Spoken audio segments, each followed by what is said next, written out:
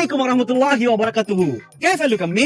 জামাই বাবাজি, এই যে সালাম দিছো এটা বুঝছি, ওয়ালাইকুম আসসালাম, কিন্তু এরপরে এটা কি কইলা? এই যে কুয়ার মধ্যে কে ফাল পড়ছে আর শালুক করেছে কে? আরে আম্মা জান, কুয়ার মধ্যে কেউ ফাল দেয় নাই, কেউ শালুক করে নাই। আমি আপনাকে জিজ্ঞেস করছি কাইফা লুক আম্মি, মানে আম্মা আপনি কেমন আছেন? তুমি বলছো আমি ভালো আছি বাবা, আর তোমার দেখে আমার পারুলের দিকে আরো ভালো লাগতেছে আমার। ওলা, এগুলো কি করছো? এত জিনিস! আম্মা আমি তারে কতবার করে বলছি আম্মা একটু পান খায় আর একটু মিষ্টি জিনিস খায়, পান সুপারি আর মিষ্টি নিয়ে যাও না, সে বাজার পুরাটাই ব্যারের মধ্যে তুলে নিয়ে পড়ছে। আমি সৌদির বাদশা মোহাম্মদ বিন সালমানের কোম্পানিতে চাকরি করি। সৌদির রাজা বাদশার সাথে আমার উঠা বসা। আমি শ্বশুর বাড়িতে কম জিনিসপত্র নিয়ে আসতে পারি? কোন আম্মা? না না না, একদম না। আমার জামাই বাবাজি সৌদির বাদশার সাথে থাকতে থাকতে মনটা কত বড় হয়েছে, আর চেহারা ছবিটা দেখে একেবারে বাদশার মতো হুবহু মিল পেতেছি।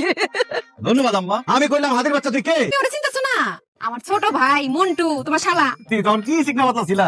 তুমি এরকম স্বামী হয়ে গেছো কিভাবে? মোটা হয়ে গেছো কিভাবে? আরে দুলাভাই আর কই না,